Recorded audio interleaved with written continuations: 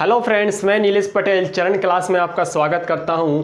तो आज जो है हमारी ब्रह्मांड के बारे में सेकंड क्लास है, जिसमें हम जानेंगे निहारिका क्या होती है, निहारिका किस प्रकार से बनती है, आकाशगंगा क्या होती है, किस प्रकार से बनती है। इसके बाद हम जानेंगे तारों का जन्म भी जानेंगे इसी क्लास में कि तारों का जन्म जो है किस प्रकार से होता है। तो सबसे पहले यदि हम बात करें ब्रह्मांड की, तो ब्रह्मांड की क्लास में हमने कल देखा था ब्रह्मांड का जन्म कैसे हुआ। तो ब्रह्मांड का जन्म एक बार हम देखा फिर से 2 मिनट।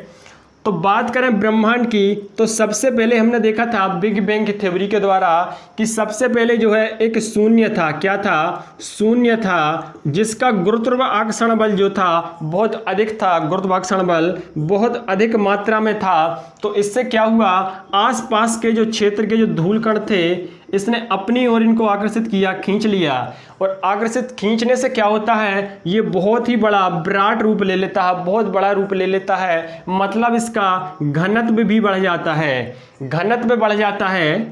तो घनत्व बढ़ने के बाद क्या होता है, जब इसने आपस में धूल कणों को मिलाया तो टकराने की संख्या बढ़ी। तो टकराने की संख्या से क्या हुआ, इसका तापमान बढ़ा। क्या हुआ? तापमान बढ़ा। तापमान बढ़ा तो सबसे पहले हमने 3 चीजों को देखा, गुरुत्वाकर्षण बल अधिक था, घनत्व अधिक था तथा तापमान। ये तीनों जो थे बहुत अधिक मात्रा में थे। तो इस प्रकार से इसका जब बहुत बड़ा रूप होता है तो यह जो है अपने आप को संभाल नहीं पाता है। तो होता क्या है, जब संभाल नहीं पाता है तो इसमें एक विस्फोट होता है, महाविस्फोट। विस्फोट, जब महाविस्फोट होता है तो कुछ भाग इधर फेंके, कुछ भाग इधर फेंके, इस प्रकार से चारों दिशाओं में, कुछ इधर गया कुछ उधर गया, चारों दिशाओं में जो है फेंके जाते हैं, अर्थात बट जाते हैं। तो यहाँ पर 3 चीज़ों का जन्म होता है, हमने देखा था 3 चीज़ों का जन्म होता है। तो कौन कौन सी चीज़ देखी थी? तो पहले नंबर पे हमने देखा समय का निर्माण हुआ, समय का जन्म हुआ। तो समय का जन्म कैसे हुआ? तो समय की यदि बात करें तो समय का जन्म देखो, यहाँ पर जो भाग था यहाँ से इस प्रकार से दूर गया तो इसे जाने में समय लगा होगा, टाइम लगा होगा। तो समय का निर्माण हुआ इसको यहाँ जाने में, इस प्रकार से समय का निर्माण हुआ। सेकंड नंबर पे देखें तो यहाँ पर जो है पदार्थ का निर्माण हुआ। अब यहाँ इसमें विस्फोट हुआ तो पदार्थ बने, ठीक है, पदार्थ बने। 2 प्रकार के पदार्थ देखे थे हमने, ठीक है। तो 2 प्रकार के पदार्थ देखे थे, पदार्थों का निर्माण भी यहाँ पर हुआ, हाइड्रोजन, हीलियम, इस प्रकार से देखे थे। थर्ड नंबर पे बात करें तो थर्ड नंबर पे जो है जगह का निर्माण हुआ, अर्थात स्थान का निर्माण हुआ। 3 चीज़ों का जन्म होता है यहाँ पर। स्थान कैसे? जब इसमें विस्फोट हुआ तो गैप हुआ तो उससे क्या है, जगह का निर्माण हुआ। तो हम बात कर रहे थे ब्रह्मांड की जगह, ब्रह्मांड की उत्पत्ति की। तो ब्रह्मांड बना कैसे? तो देखो, यदि ब्रह्मांड की परिभाषा को देखें तो ब्रह्मांड की परिभाषा क्या होती है, जहां पर ये सूर्य, चंद्रमा, ग्रह, उपग्रह, तारे, सितारे, ये वादियां, ये फिदाएं, सब कुछ जो है यहां पर विद्यमान है, अर्थात मौजूद है। उस जगह को हम क्या कहते हैं? ब्रह्मांड कहते हैं। जगह अर्थात हम बोल सकते हैं थोक में, क्या बोल सकते हैं, मतलब जगह बराबर क्या है आपका, ब्रह्मांड है। जगह को ब्रह्मांड कहते हैं। और हमने जगह का जन्म देख लिया कि किस प्रकार से जो है जगह का निर्माण हुआ, ठीक है। तो इस प्रकार से हमने देखा था ब्रह्मांड का जन्म कैसे हुआ। इसके बाद हम सेकंड पॉइंट की बात करें, अब हमें देखना है निहारिका और आकाशगंगा की बात करें। तो होता क्या है, जब इसमें विस्फोट हुआ तो विस्फोट होने से क्या होता है, पदार्थों का निर्माण होता है। और पदार्थों का निर्माण होता है, जैसे कि बात करें तो हाइड्रोजन जो होता है, तो हाइड्रोजन की यदि बात करें तो हाइड्रोजन जो है बहुत से हाइड्रोजनों को अपनी ओर खींचता है, संलयन करता है। क्या करता है? संचयन करता है, इनका संचयन। जब संचयन करता है बहुत बड़े रूप में हाइड्रोजन एकत्रित होता है। और एकत्रित होने से क्या होता है, जब एकत्रित होता है और एकत्रित होने से बादलों का रूप ले लेता है, छोटे छोटे बादल के झुंड बन जाते हैं। उन झुंडों को क्या कहते हैं? उनको हम बोलते हैं निहारिका। निहारिका। तो निहारिका का जन्म कैसे हुआ? हमने देखा जब विस्फोट हुआ तो विस्फोट से क्या होता है, पदार्थों का जन्म होता है। पदार्थ की बात करें तो हाइड्रोजन, हाइड्रोजन जो है हाइड्रोजन के और परमाणु तत्वों को अपनी ओर जोड़ता है, प्लस करता है, जिससे क्या होता है, बादलों का निर्माण हुआ। इस प्रकार से घने जो है बादलों का निर्माण होता है। ठीक है, तो बादलों का निर्माण हुआ। अब यहाँ पर हमने क्या है देखा, तो बादलों का निर्माण हुआ मतलब यहाँ पर निहारिका का जन्म हुआ। अब निहारिका के जन्म के बाद हम बात करें आकाशगंगा की कि आकाशगंगा क्या है, इसका जन्म कैसे हुआ। तो सबसे पहले तो हमने देखा ब्रह्मांड का जन्म, और ब्रह्मांड के तुरंत बाद हमने देखा इन 3 चीज़ों का जन्म हुआ, और यहाँ पर फिर आपका निहारिकाओं का जन्म होता है। अब निहारिका के बाद यदि बात करें, जो हाइड्रोजन के जो संचयन से बादलों के झुंड का निर्माण होता है। अब इसके बाद इस प्रकार के कई झुंड बन जाते हैं। इस प्रकार से बादल के जो है छोटे छोटे कई झुंड बन जाते हैं, और झुंड बनने से क्या है, ये बादल जो बादल के झुंड थे वह फिर से आपस में मिलने लगते हैं।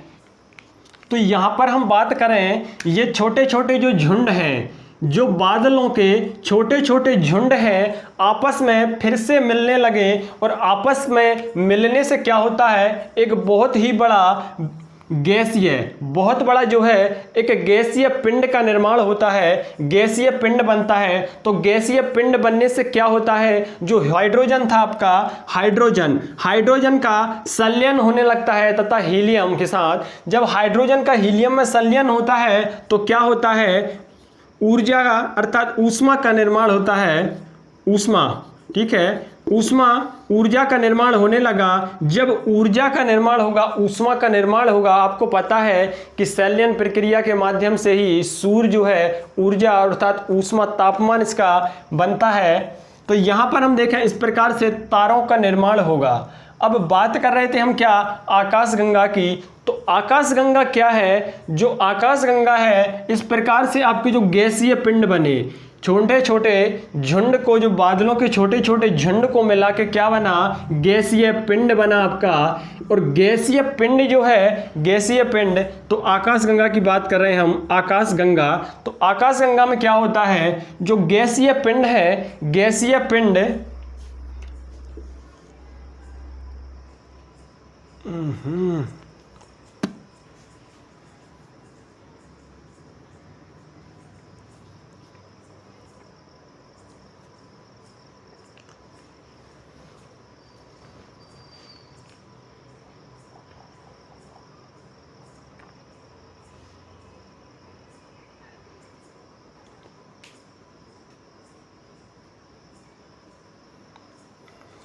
तो यहां पर हमने देखा क्या, छोटे छोटे बादलों के झुंड बनते हैं, और छोटे छोटे जो बादलों के झुंड बनते हैं, इन झुंडों का फिर से समूह बनना स्टार्ट हो जाता है, एक दूसरे की ओर खींचते चले आते हैं, जिससे क्या होता है, पिंड क्या बनता है, गैसीय पिंड का निर्माण होता है, गैसीय पिंड। तो गैसीय पिंड जो बनता है बहुत ही बड़ा रूप ले लेता है, इन छोटे छोटे बादलों को मिलाकर एक गैसीय पिंड बनता है। जब गैसीय पिंड बनता है तो इसके अंदर क्या होता है, गुरुत्वाकर्षण बल अधिक होता है, अर्थात हम बोल सकते हैं कि यहाँ पर जो है हाइड्रोजन की मात्रा जो है बहुत अधिक मात्रा में होती है। जो हाइड्रोजन है, हाइड्रोजन संलयन प्रक्रिया द्वारा क्या होता है,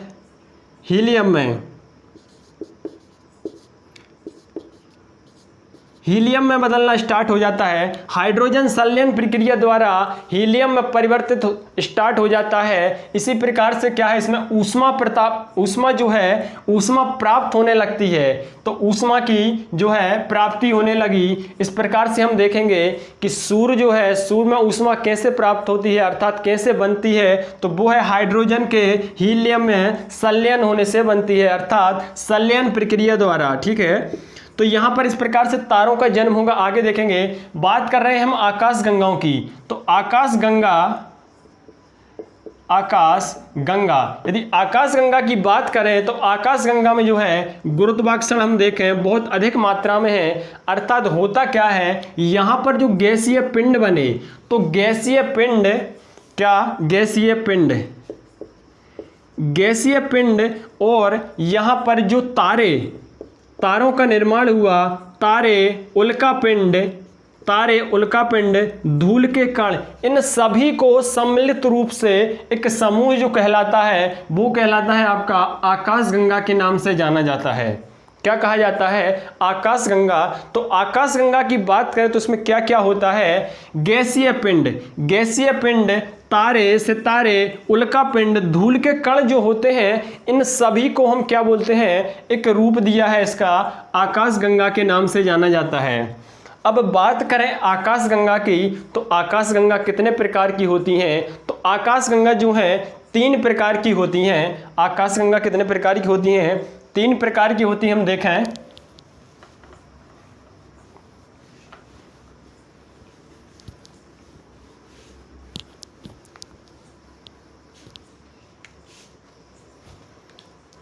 बात कर रहे हैं हम आकाशगंगाओं की, तो कितने प्रकार की होती हैं? आपकी 3 प्रकार की होती हैं। पहले नंबर पे यदि बात करें तो वो है आपकी दीर्घ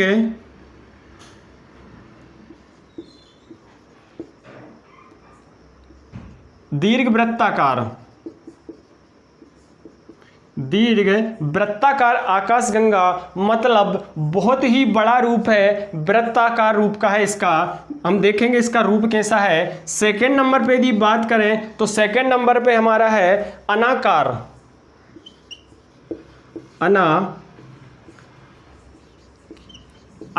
की है। तो दूसरे नंबर पे है अनाकार की है। एक थर्ड नंबर पे देखें तो यहां है आपकी सर्पिलाकार। इस 3 प्रकार की जो है आकाशगंगाएं होती हैं, दीर्घ वृत्ताकार, अनाकार और उसमें आपका सर्पिलाकार। 3 प्रकार की होती हैं आकाशगंगाएं। यदि बात करें हमारी आकाशगंगा की, तो हमारी आकाशगंगा जो है कौन सी है? वो है आपकी मंदाकिनी। कौन सी है? मंदाकिनी।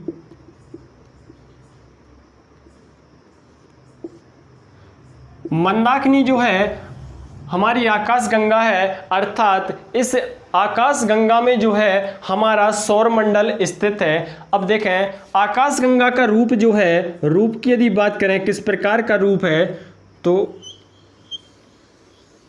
इस प्रकार से इसका रूप है। और यहाँ पर ये एक पॉइंट है, एक पॉइंट यहाँ पर है। इस प्रकार से जो हमारी आकाशगंगा है मंदाकिनी नाम से जाना जाता है। इसमें 3 सिरा है, अर्थात 3 पॉइंट है। हमारा सौरमंडल जो है यहाँ पर ये फर्स्ट है, ये सेकंड, ये थर्ड, 3 पॉइंट देखें यहाँ पर। तो हमारा सौरमंडल जो है दूसरे सिरा पर है, यहाँ पर हमारा दूसरे सिरा पर है। थर्ड नंबर पे यहाँ पर यदि बात करें तो यहाँ पर क्या होता है? यहाँ पर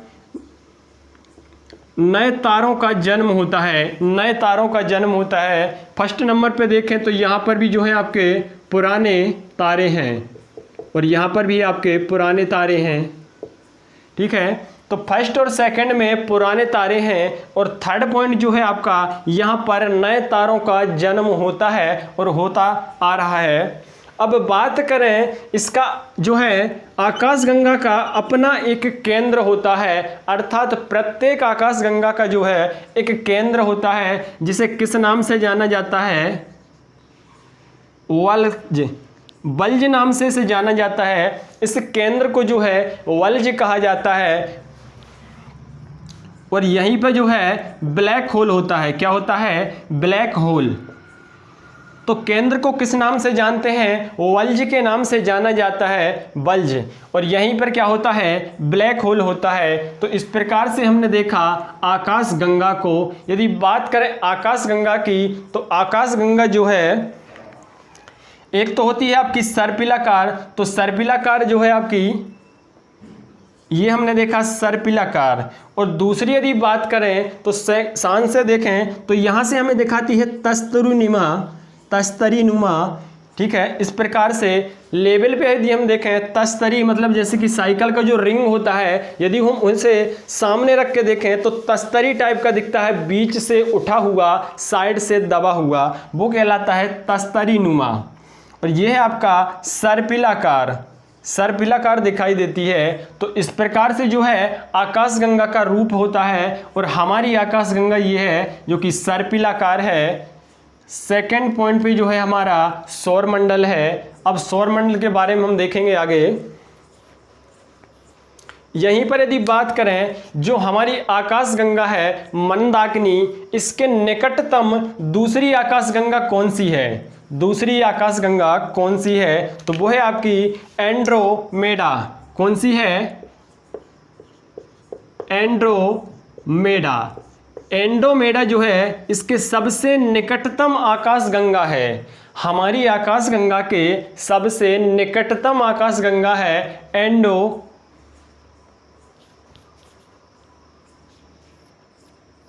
एंडोमेडा। सही है, एंडोमेडा ही है वो।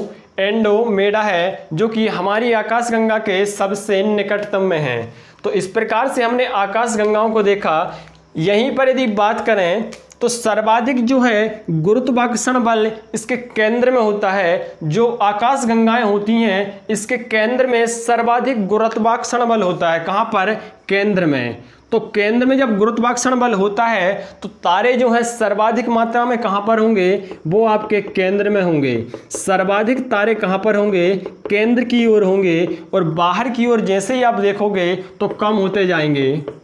इस प्रकार से सबसे अधिक तारों की बात करें तो केंद्र में होते हैं और केंद्र को नाम से जाना जाता है वल्ज नाम से। तो इस प्रकार से हमने देखा आकाशगंगा किसे कहते हैं। इसी क्लास में हम बात करें तारों के जन्म की, कि तारों का जन्म किस प्रकार से हुआ और हो रहा है। तो यहाँ पर हम देखेंगे तारों के बारे में।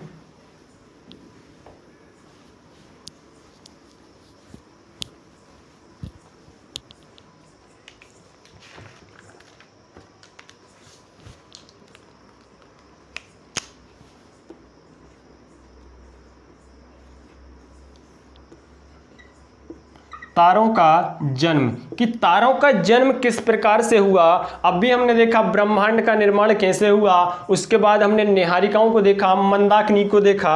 अब हम देखेंगे कि जो तारे हैं इनका निर्माण कैसे होता है। देखो, अब भी हमने देखा था कि जब विस्फोट हुआ तो ब्रह्मांड का जो गैप हुआ है उसमें काले काले जो है पदार्थ। तो देखो यहाँ पर जो है हम तारों के जन्म के बारे में बात करने वाले हैं। तो तारों के जन्म के बारे में बात करें तो सबसे पहले हमने देखा था ब्रह्मांड। जब ब्रह्मांड में विस्फोट हुआ था, ब्रह्मांड का जब निर्माण हुआ था तो काले काले पदार्थ जो है फैल जाते हैं। तो होता क्या है, तारों का जन्म देखते हैं हम। तो काले काले जो पदार्थ हैं इस प्रकार से पूरे फैले हुए हैं। इस प्रकार से काले काले जो धूल के कण हैं फैले हुए हैं पदार्थ। अब होता क्या है, इनमें जो है कणों के बीच जो है आकर्षण बल लगता है। कणों में जो है आकर्षण बल लगता है तथा यह सिकुड़ने लगते हैं। इस प्रकार से अपने में आसपास के जो कण हैं अपने में मिला लिया और सिकुड़ने लगते हैं। क्यों? क्योंकि आकर्षण बल के कारण जो है ये सिकुड़ने लगते हैं। आसपास के जो धूल के कण थे उनको अपने में समा लिया अर्थात मिला लिया। और होता क्या है, इसके बाद हम देखें तो यहाँ पर जब इसने मिलाया तो इसका जो है ये बड़ा रूप है, इसका गुरुत्व जिसका जो है आकर्षण बल अधिक है। तो आकर्षण बल अधिक होने के कारण ये क्या होता है, इनको अपनी ओर खींच लेता है। तो होता क्या है, सबसे पहले देखा हमने आकर्षण बल अधिक था। तो आकर्षण बल अधिक होने के कारण क्या हुआ, इनके बीच सिकुड़ेंगे। तो सिकुड़ने से क्या होगा, तो सिकुड़ेगा से फिर क्या होगा, घनत्व बढ़ेगा। क्योंकि इनको इनमें मिला लिया तो यहाँ पर हमने देखा घनत्व बढ़ा। अब घनत्व बढ़ेगा, जब घनत्व बढ़ा इनको अपने में मिलाया तो घनत्व के बाद क्या हुआ, जब इनमें मिलाया तो टक्करों की संख्या बढ़ी। ये इसमें आके टकराए तो टक्करों की संख्या बढ़ी। यहाँ पर टक्करों की संख्या बढ़ी तो टकराने से क्या होगा, इसका तापमान बढ़ेगा। अब तापमान बढ़ा, लेकिन होता क्या है, छोटे छोटे हल्के तत्व विद्यमान होने के कारण, जैसे हाइड्रोजन और हीलियम विद्यमान होने के कारण इसमें क्या होता है, तापमान बढ़कर जो है आपका 10⁻7 C तक पहुंच जाता है। कहाँ पहुंच जाता है, 10⁻7 C तक इसका टेम्परेचर जो है पहुंच जाता है। और होता क्या है, इसमें हल्के हल्के जो तत्व हैं जैसे कि हाइड्रोजन। अब हाइड्रोजन क्या होता है, हाइड्रोजन जो है हीलियम में संलयन होने लगता है। क्या होने लगता है, हीलियम में संलयन प्रक्रिया स्टार्ट हो जाती है। जब हाइड्रोजन का हीलियम में संलयन होने लगता है तो इससे क्या है, प्रकाश ऊर्जा उत्पन्न होती है, प्रकाश ऊर्जा उत्पन्न होने लगती है तथा अपार मात्रा में इसमें प्रकाश होने लगता है, ऊर्जा उत्पन्न होने लगती है। जैसे कि हम बात करते हैं इस प्रकार से तारों का जन्म हुआ। अब बात करते हैं हम, जैसे कि सूर्य को देखें तो सूर्य में जो है ऊष्मा अर्थात प्रकाश ऊर्जा कैसे उत्पन्न होती है, तो सूर्य जो है हाइड्रोजन से हीलियम में जो नाभिकीय संलयन प्रक्रिया से प्रकाश ऊर्जा उत्पन्न होती है। प्रकाश ऊर्जा उत्पन्न होती है किस प्रकार से, नाभिकीय संलयन, अर्थात हम देखें 10 हाइड्रोजन इस प्रकार से हम देखें 10 हाइड्रोजन की ये झुंड है और H यहाँ पर हम देखें 15 हीलियम और ये आपका 15, ये मिलकर जो है क्या बनाएंगे, प्रकाश बनाएंगे, ऊर्जा बनाएंगे। तो यहाँ पर जो है आपका प्रकाश और ऊर्जा का जन्म होता है इस प्रकार से। अब जैसे हम बात करें, जैसे कि कोई लकड़ी है 5 किलो का आपके पास क्या है, लकड़ी है, 5 किलो का आपके पास लकड़ी है। लेकिन लकड़ी को जब आप जलाते हो तो जलाने के बाद ऐसा तो होगा नहीं कि वह 5 किलो का ही रहे, राख जो है उसका 5 किलो रहे। तो होता क्या है, 5 किलो में जब हम आग लगाते हैं तो आग लगने के बाद जब वो लकड़ी जलता है तो जलने से क्या होता है, जलने के बाद जो राख बचता है तो 1 पाव के समथिंग राख बचेगा आपका, ठीक है। तो कितना, 250 ग्राम जो आपके पास राख बचा, बाकी का कहाँ गया आपके पास, जो 4 किलो 750 ग्राम राख कहाँ गया, तो वो जो है आपका कहाँ जाता है। हमने यहाँ पर देखा लकड़ी को जलाया तो उससे क्या होता है, प्रकाश निकलता है, ऊष्मा निकलती है, ऊर्जा निकलती है। तो जो लकड़ी का और भार था, जो वजन था, वो किस में परिवर्तित हो गया, ऊष्मा में परिवर्तित हो गया, ऊर्जा में परिवर्तित हो गया। आपको पता होगा कि ऊर्जा को ना तो बनाया जा सकता है और ना ही नष्ट किया जा सकता है। मतलब इसका जो भार घटा है, कम हुआ है, वह क्या था, ऊर्जा था, और ऊर्जा अभी भी है, ऊर्जा बन गई है, उससे प्रकाश में परिवर्तित हो गया है, ठीक है। तो यहाँ पर हमने देखा कि तारों का जन्म किस प्रकार से हुआ। तो इस प्रकार से आपका तारों का जन्म हुआ। अब बात करें हम सूर्य की, तो सूर्य में सबसे पहले तो बात करें तो किस प्रकार से जो है तापमान अर्थात ऊर्जा उत्पन्न होती है उसमें। अब भी हमने देखा नाभिकीय संलयन प्रक्रिया द्वारा सूर्य में जो है प्रकाश निकलता है। किस प्रकार से, नाभिकीय संलयन।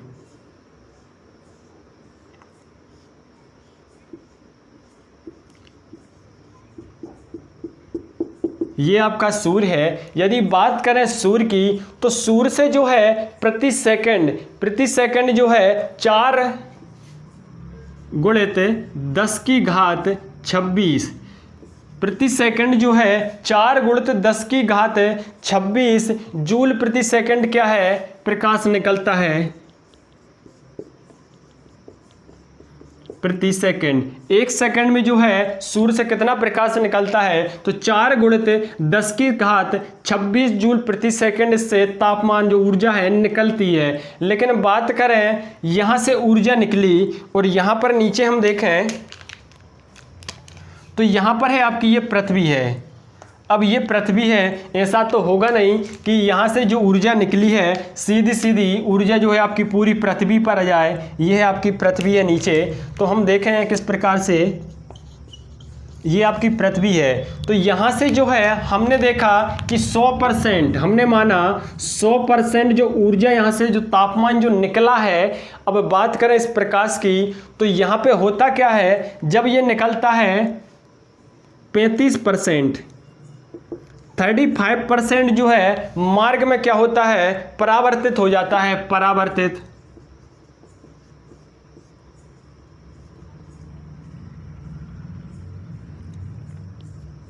तो 35% क्या हो गया आपका, परावर्तित हो गया 35%।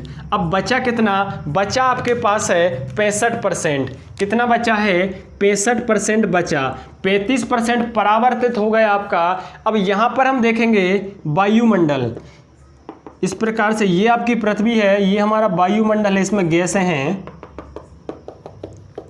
अब यहाँ तक जो पहुँचेगा 65% यहाँ तक पहुँचा, लेकिन यहाँ पर जाके क्या होता है, यहाँ पर जो हमारा वायुमंडल है ये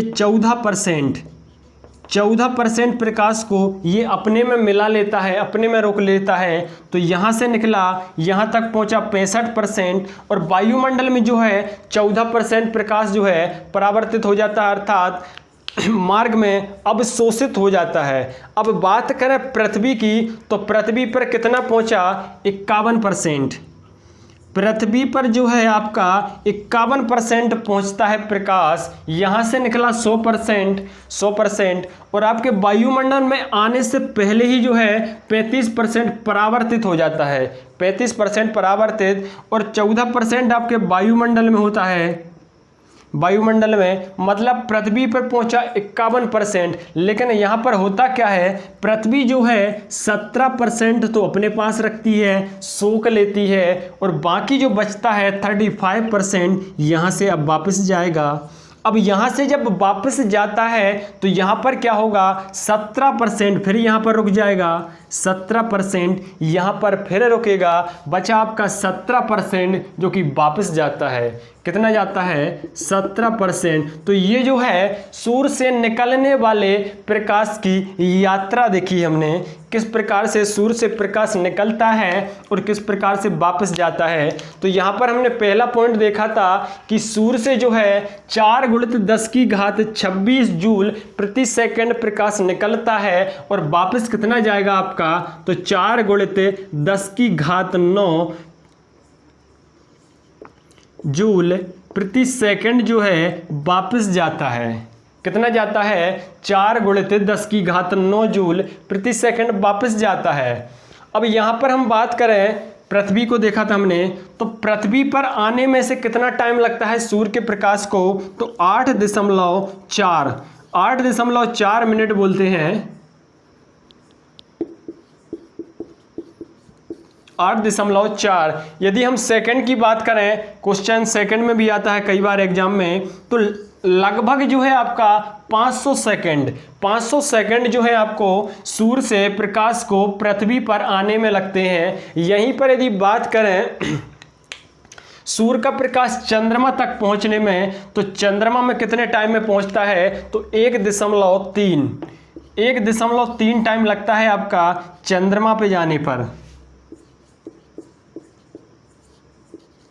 चंद्रमा पे जाने पर 1.3, और पृथ्वी पर है आपका 8.4। तो इस प्रकार से हमने सूर्य से निकलने वाले प्रकाश की यात्रा को देखा। अब बात करें हम सूर्य के, अभी हमने देखा था तारों का जन्म हमने देखा था। अब यहाँ पर हम बात करेंगे तारों की मृत्यु किस प्रकार से होती है। तो भाई जिसका जन्म हुआ है, मृत्यु तो उसकी अवश्य होगी ही, ठीक है, जिसका जन्म हुआ है उसकी मृत्यु होगी। अब देखेंगे तारे की मृत्यु। अब देखो तारों में जन्म हुआ था, हमने देखा नाभिक की संलयन प्रक्रिया द्वारा इसमें ऊर्जा, प्रकाश ऊर्जा उत्पन्न होती है, और होती कैसे है, हाइड्रोजन का हीलियम में संलयन के द्वारा। अब भाई जब इसका जो हाइड्रोजन है, जिस दिन हाइड्रोजन पूरा खत्म हो जाएगा, जिस दिन हाइड्रोजन जो है आपका जिस दिन हाइड्रोजन पूरा खत्म हो जाएगा, मतलब हीलियम में परिवर्तित हो जाएगा, हीलियम में। अब जिस दिन पूरा जो है हाइड्रोजन खत्म हो जाएगा, अब खत्म हो गए, होता क्या है हीलियम में परिवर्तित हो रहा है। तो जिस दिन हाइड्रोजन पूरा हीलियम में परिवर्तित हो जाएगा तो परिवर्तित होने से होगा क्या, ये जो आपका तारा है और सिकुड़ेगा और अंदर की ओर सिकुड़ेगा, और जब अंदर की ओर सिकुड़ेगा तो अंदर की ओर सिकुड़ने से क्या होगा, इसका तापमान बढ़ेगा। जब तापमान बढ़ेगा और अधिक तापमान होगा, इस प्रकार से जब तापमान बढ़कर जो है आपका इस प्रकार से लाल हो जाता है। अब देखो यहाँ पर हाइड्रोजन खत्म, हीलियम बचा है, और हीलियम जो है आपका कार्बन में परिवर्तित होना चालू हो जाएगा। कार्बन में, किसमें, कार्बन में बदलना चालू हो जाएगा। इस प्रकार से इसका रूप हो जाएगा। तो इसको हम क्या बोलेंगे, लाल दानव तारा। लाल दानव तारा भी बोलते हैं इसे। और इसमें जब होता क्या है, अब इसमें और सिकुड़ने से अंदर की ओर तापमान बढ़ा, तापमान बढ़ने से लाल रूप हो जाता है, और इसका तापमान जो है 10 की घात 15 C तक पहुंच जाता है। जन्म के समय इसका तापमान पहुंचा था 10 की घात 7 तक, क्योंकि इसमें हल्के तत्व विद्यमान थे। लेकिन अब क्या होता है, यहाँ पर जो है 10 की घात 15 इसका टेम्परेचर पहुंच जाता है। अब इसमें हुआ क्या है, हीलियम जो है आपका कार्बन में परिवर्तित होने लगा। ठीक है, तो इस प्रकार से क्या होता है, ये आपका लाल दानव तारा अर्थात मृत तारा कहलाता है। तो इस प्रकार से तारों की मृत्यु होती है। 2 तारे हैं जो कि मृत्यु की कगार पर है। एक है आपका अल्फा सेंचुरी, अल्फा सेंचुरी, ठीक है, और सेकंड नंबर पे है आपका सीरियस।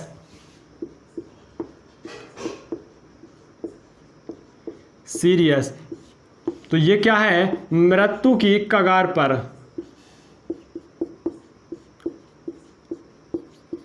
तारों की बात कर रहे हैं। तो 2 तारे हैं आपके, अल्फा सेंचुरी और जो है सीरियस, जो कि मृत्यु की कगार पर हैं। देखो इनको याद करना, अल्फा सेंचुरी, सेंचुरी मतलब इसका तो पूरा हो गया है, और ये तो सीरियस है, तो दोनों जो है क्या है, मृत्यु की कगार पर हैं। तो इस प्रकार से तारों की मृत्यु होती है। लेकिन आपको एक नया शब्द सुनने को मिलता होगा, उल्कापिंड। उल्कापिंड क्या होता है, उल्कापिंड। तो उल्कापिंड क्या होता है, अर्थात टूटता हुआ तारा। देखें एक बार,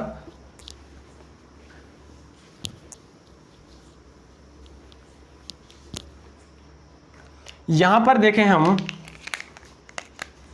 तो इस प्रकार से अभी हमने देखा तारों की मृत्यु होती है। अब ये तारा जो है मृत्यु हो जाती है इसकी, इस प्रकार से है। लेकिन होता क्या है, जब इसके पास से पृथ्वी गुजरती है, ये आपकी पृथ्वी है, तो जब पृथ्वी इसके पास से गुजरती है और पृथ्वी का जो है गुरुत्वाकर्षण बल बहुत अधिक है, पृथ्वी का आकर्षण बल अधिक है, इसका गुरुत्वाकर्षण कम है, तो ये पृथ्वी क्या है, इसको अपनी ओर खींचती है। खींचने से क्या होता है, गुरुत्वाकर्षण के बल के कारण इसे खींचती है, तो इसका कुछ हिस्सा जो है टूट कर पृथ्वी पर गिरता है, आ जाता है, जिसे हम टूटता हुआ तारा उल्कापिंड के नाम से जानते हैं। क्या है आपका, टूटता हुआ तारा या उल्कापिंड। इन 2 नामों से इसे जाना जाता है। तो किस प्रकार से जो मृत तारा है, मृत तारे के साइड से जब पृथ्वी गुजरती है, निकलती है, तो अपने गुरुत्वाकर्षण बल के कारण से अपनी ओर खींचती है। तो खींचने से जो है इसका जितना पोर्शन जो टूटकर पृथ्वी पर आता है, वही क्या है, उल्कापिंड कहते हैं उसे, उल्कापिंड। तो इस प्रकार से हमने जो है क्या देखा, सबसे पहले हमने तारों का जन्म देखा, मृत्यु देखी और उल्कापिंड के बारे में जाना। ठीक है, तो आज की क्लास यहाँ समाप्त करते हैं।